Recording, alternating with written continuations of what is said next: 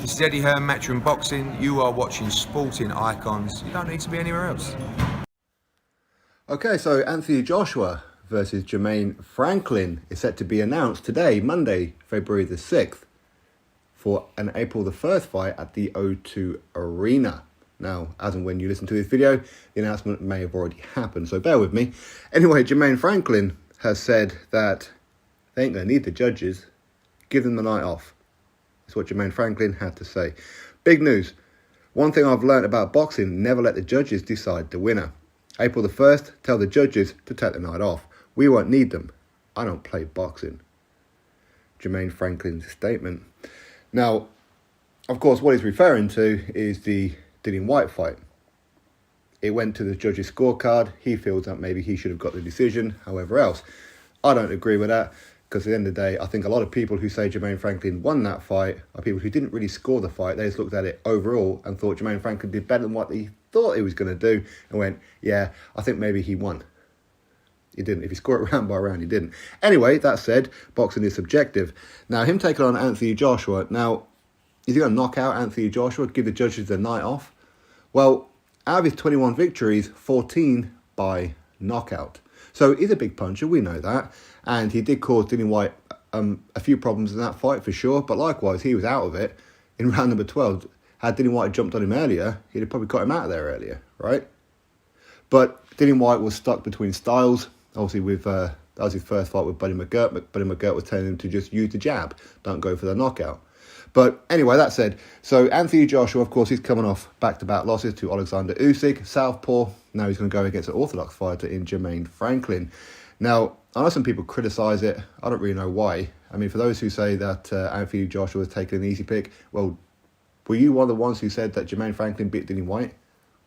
Were you? I mean, that'd be the first question. But also, he's not a bad opponent. He's not a bad opponent at all. Quite clearly, he's very capable. He's quite durable, and he can punch a bit, and he knows how to box. He's got a very good jab, and he moves around quite well. He does. But ultimately, if you're saying that this is a cherry pick for Anthony Joshua, well, quite clearly, you actually rate Anthony Joshua then. Do you not? I mean, for people who say he should be retired, and he's no good, and he's stiff, he's robotic, and he's done, and blah, blah, blah, then this should be a close fight for you, right? Anyway, now, of course, we are going to wait to see if it's going to be on pay-per-view or not. Eddie Hearn has said it might be, but it also might not be. That will lead me to suspect that it's not going to be, but hey, you never know. But regardless, it's going to be an interesting fight from a couple of perspectives. Maybe Jermaine Franklin, people overlooked him against Dillian Whyte, didn't really know too much about him because they never really heard of him, so therefore he can't be very good, and he put on a very good performance for a lot of people. Anthony Joshua coming off back-to-back losses. Now he's training over there in Texas with Derek James, who's the trainer for Jamel Charlo, the undisputed champion, and Errol Spence Jr. So it's going to be interesting to see if Anthony Joshua has added much to his game. Are we going to see a noticeable difference with Anthony Joshua? Of course, on this one, he's not going to be taking on a pound-for-pound number one southpaw, former undisputed cruiserweight world champion. He's not doing that. He's taking on Jermaine Franklin. But it's going to be interesting to see what kind of mindset Anthony Joshua goes in there with, because that's something that people are talking about, his mindset. I don't know why everybody seems to be a psychologist, but is he going to be reluctant? Is he going to box? Is he going to be on the back foot? Is he going to go for a knockout? Are we going to see the old AJ? A lot of it, well, those answers are going to be answered in this fight. But I do feel that this could be a fight of bragging rights for Anthony Joshua against Dillian Whyte. As we know, them two are pretty much set to take place in the summertime. So if Anthony Joshua does a better job on Jermaine Franklin, whether that be he beats him more convincingly, that's bragging rights. If he knocks him out, that's bragging rights.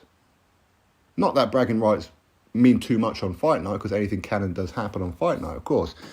If Anthony Joshua goes in there and knocks him out in the first round or two, that doesn't mean that he's definitely going to beat Dillian Whyte.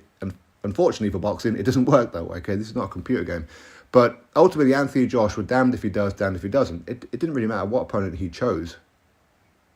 He was going to get criticised from some people. But Anthony Joshua needs to not listen to these people, for sure. You know, just concentrate on his career, because a lot of them are just very, very two-faced. They are very two-faced, because they will laud up and cheer opponents for other people, but it doesn't matter who Anthony Joshua chooses, he's going to get criticised, which for me tells me that they rate Anthony Joshua a lot higher than what it is that they saying that they do. If he's no good, it don't really matter who he fights in, does it? But anyway, but as I said, he's going to be damned if he does, damned if he doesn't, because if he knocks out Jermaine Franklin, oh well, you're supposed to. If he goes to points, oh, he struggled, he's still psychologically damaged and all that kind of stuff. You know how people are going to be. But if Jermaine Franklin goes in there and causes an upset, what happens with Anthony Joshua then? That's a total rebuild. It's not career over, that's a rebuild. A total rebuild, okay? But anything can and does happen. We see it in boxing all the time. So don't write off Jermaine Franklin, that's for sure. Anthony Joshua has to be the favourite, no doubt about that. And if Anthony Joshua knocks him out, he's supposed to. If he goes to points, he's still struggling. If you lose, oh, see, I told you. So at the end of the day, it's a risky fight. We see fighters all the time come up and cause upsets or nearly cause upsets. Look at Tyson Fury and Otto Wallin. That fight should have been stopped in most cases. Thankfully, it wasn't, because Tyson Fury got to keep his record and go to the Wilder fight after. But had that been anywhere else, the fight could have been stopped. So anything can and does happen in boxing. So anyway, we'll have to wait and see how this one goes. Can we draw too much about what Anthony Joshua looks and feels like in this fight? Not necessarily, because he may look great in this fight. Doesn't mean he's going to look great in the next one. Could look awful in this fight, but could look great in the next fight. It could be going through a bit of a transition period with Derek James in his corner. But it's going to be good to see him back April the 1st, O2 Arena. Drop your thoughts below. Click thumbs up, subscribe. Catch you next video.